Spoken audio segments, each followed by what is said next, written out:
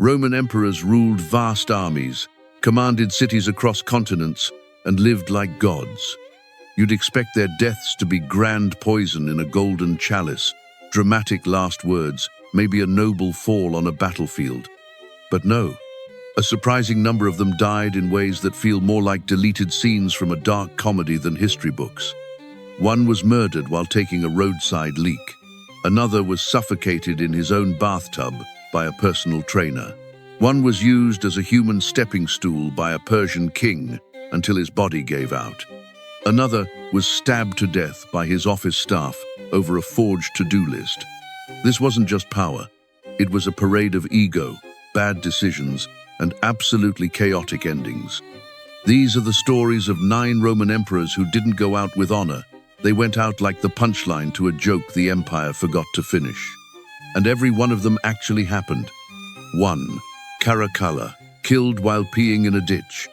Caligula, officially known as Marcus Aurelius Antonyinus, was one of Rome's more violent emperors, known for massacring citizens, raising taxes, and being generally unbearable. His hobbies included executing senators and threatening philosophers. But for all his brutality and power, his death was surprisingly mundane. In 217 AD, during a military campaign in Mesopotamia, Caligula stopped to relieve himself on the side of the road. No throne, no ceremonial garb, no dramatic exit, just the leader of the Roman Empire, exposed and alone. One of his own soldiers, a man named Justin Martialis, took the opportunity to stab him from behind. That was it. No battle, no grand betrayal. The emperor who once ordered thousands killed in Alexandria met his end while urinating in a ditch. And to add insult to fatal injury, Martialis was immediately cut down by Caligula's bodyguards, who clearly weren't paying close enough attention 5 seconds earlier. It's a poetic kind of failure. A man obsessed with dominance, war, and absolute control undone by a moment of extremely poor situational awareness and a full bladder. For someone who styled himself as the reincarnation of Alexander the Great, it was a final moment that felt less like epic tragedy and more like poorly written satire. In the centuries since, historians have debated whether the assassination was part of a larger conspiracy, likely involving his successor Macrinus, but the moment itself remains almost laughably simple. Caligula died, doing something completely ordinary, and in that moment, the sheer absurdity of imperial power was exposed. Rome's most feared man, brought down by biology, and one angry man with a blade. 2. Iliagula, beaten, dragged, and dumped in a sewer. Iliagula ruled Rome, like he was trying to get kicked out of it. He became emperor at 14 and immediately dedicated his reign to a level of chaos that still baffles historians.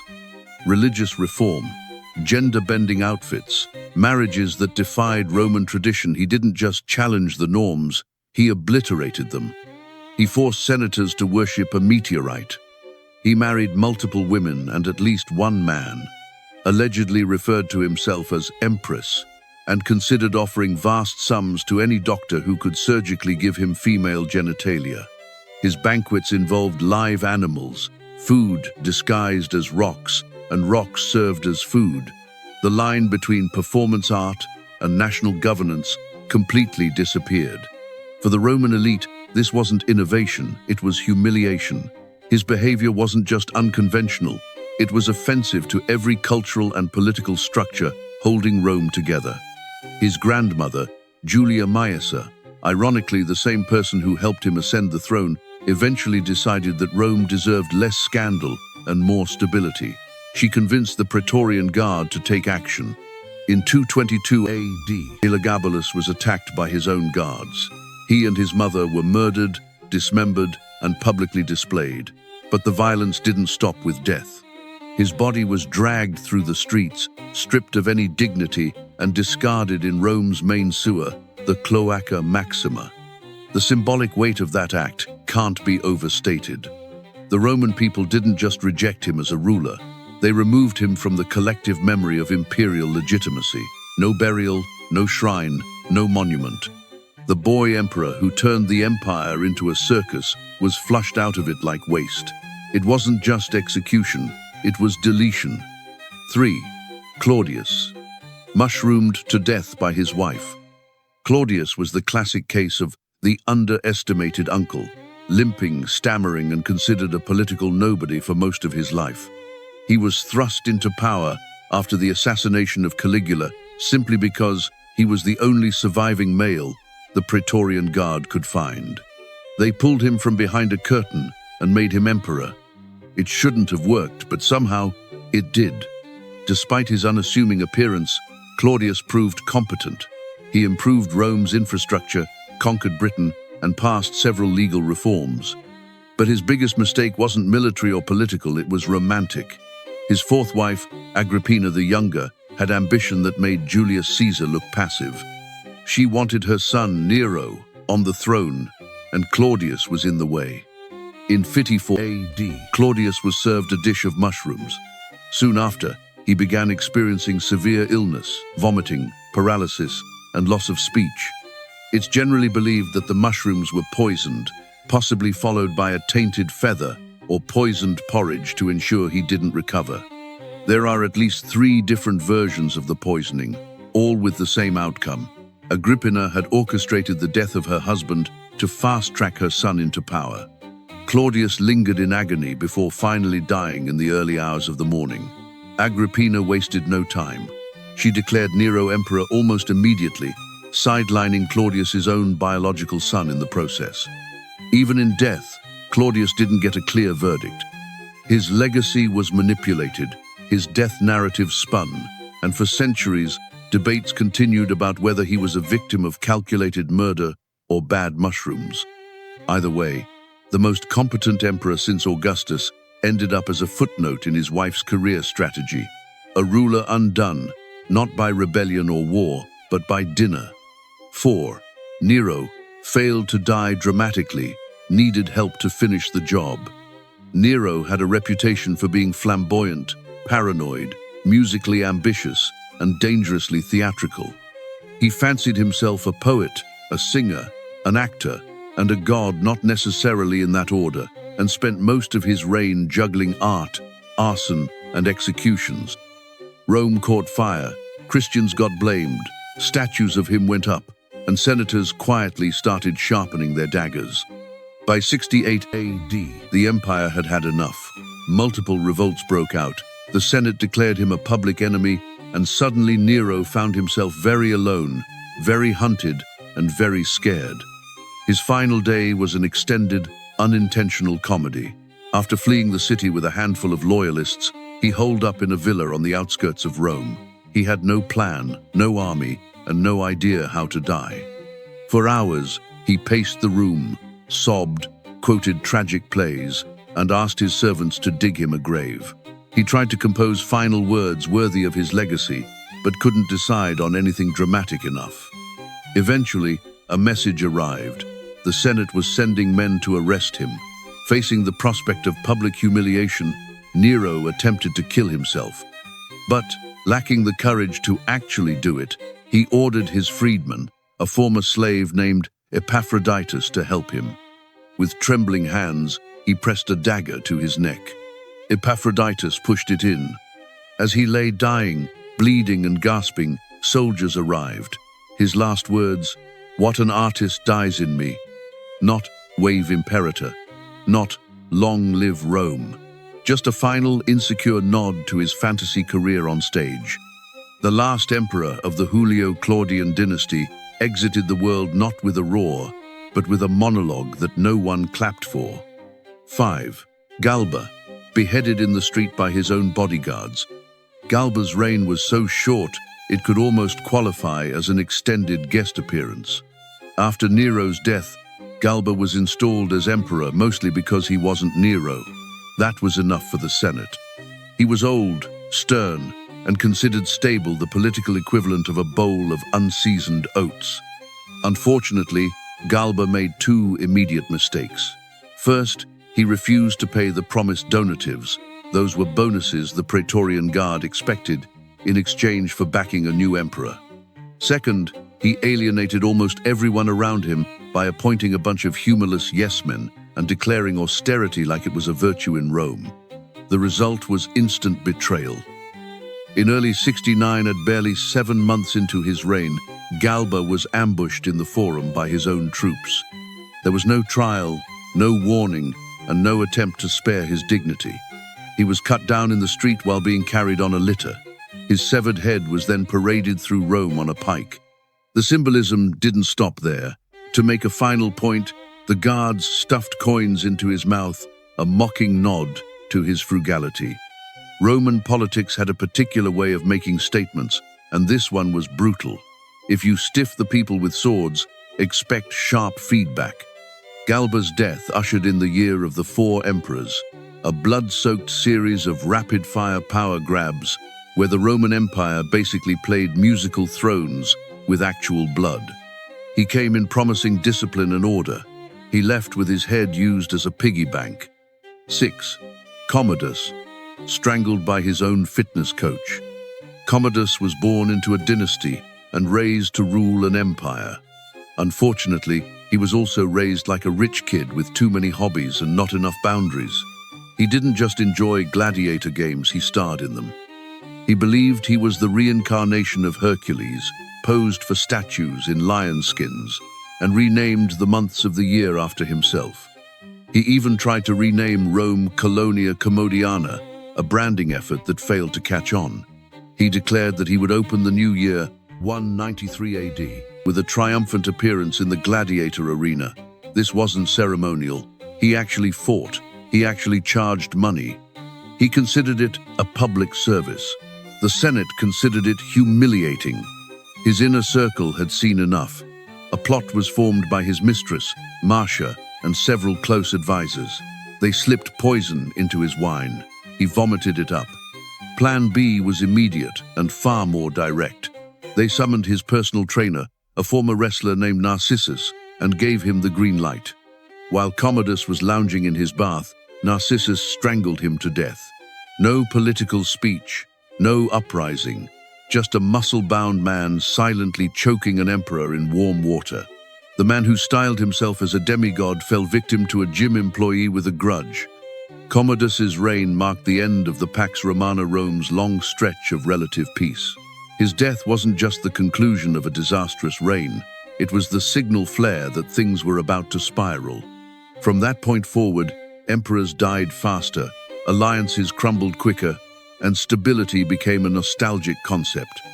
All because the emperor wouldn't get out of the bath, and the fitness coach got tired of waiting. 7. Valerian, captured, enslaved, and used as a human footstool. Valerian's death isn't just absurd. It's one of the most humiliating exits ever recorded in the imperial playbook. Unlike most emperors who died in Roman backstabbing circles or palace coups, Valerian made the mistake of getting captured by Rome's enemies. And they didn't just kill him, they kept him. In 260 AD, during a campaign against the Persian Empire, Valerian led Roman forces into battle against the Sassanid king, Shapur I. It didn't go well. His army was crushed, and Valerian was taken prisoner, the only Roman emperor ever to be captured alive by a foreign power. At first, Rome assumed negotiations would follow. They didn't. Shapur had no interest in diplomacy. What he wanted was a piece of imperial furniture. Valerian wasn't held in chains or a cell. Instead, he was used as a living prop. Whenever Shapur needed to mount his horse, Valerian was forced to get down on all fours and serve as a human step stool. That wasn't symbolic cruelty, that was daily use. There were no rescue attempts, no daring recoveries, no last-minute negotiations. Rome simply moved on. Valerian was forgotten, and Shapur had his message. No empire, not even Rome, was untouchable. After years of public humiliation, Valerian died in captivity. The Sassanid records claim that his body was flayed, stuffed, and mounted, literally turned into a human trophy. While some historians question the full accuracy, the symbolic intent remains clear. Valerian wasn't just defeated, he was reduced. No battlefield glory, no stately death, just years of servitude, and a legacy immortalized not in marble, but as a cautionary tale in Persian propaganda. 8. Aurelian, murdered by his own secretaries over a misunderstanding. Aurelian was the kind of emperor who got things done. He reunited a fractured empire, crushed rebellions, and secured Rome's borders. He was nicknamed Restitutor Orbis, restorer of the world. But for all his strength and decisiveness, he met his end not by blade-wielding enemies, but by office gossip and clerical fear. By 275 AD, Aurelian was planning another military campaign. Known for being both efficient and unforgiving, he kept his staff tightly controlled. One of his secretaries, fearing punishment for a forged document or a mismanaged account, the historical details are murky, panicked. Instead of confessing or correcting the issue, the secretary did what any poorly balanced bureaucrat might do in ancient Rome. He created a fake list. The list supposedly named people Aurelian, intended to execute for corruption. The secretary showed the list to other members of the administration, and panic spread fast. They believed the emperor was preparing a purge. Rather than wait for confirmation, they struck first. A group of imperial staff, not soldiers, not assassins, stabbed Aurelian to death.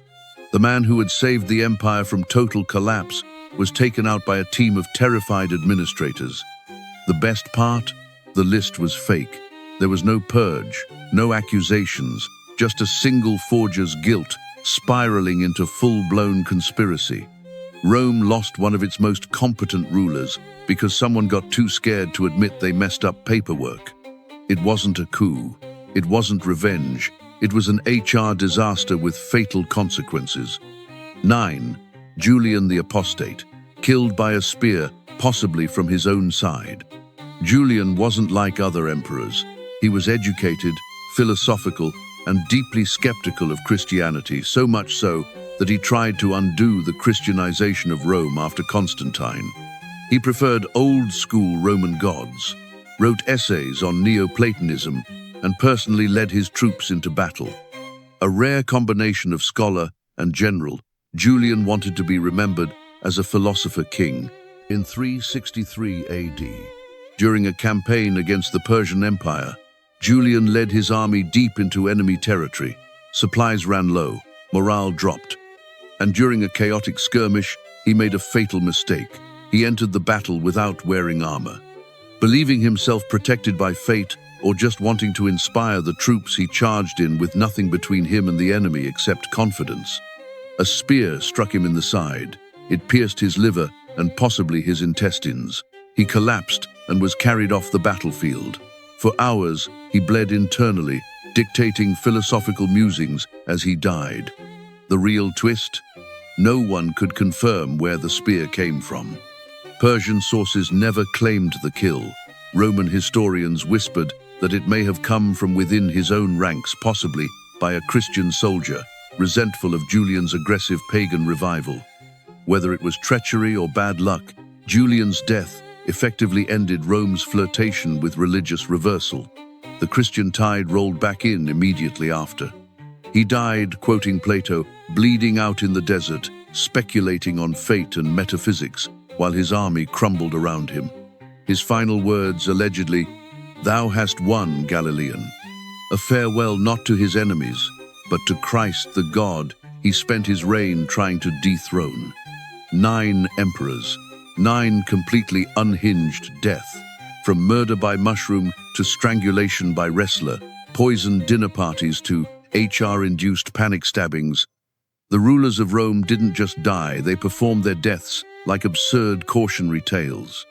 The Roman Empire spanned centuries and continents, but at its heart was a stage packed with flawed men trying to wear a god's crown, and often falling face first into their own egos, betrayals, or bathtubs. The next time someone tells you history is boring, remind them that one emperor died on the toilet, another became a human footstool, and one literally needed help finishing his own suicide. Rome wasn't built in a day, but it sure came crashing down in the most ridiculous ways imaginable.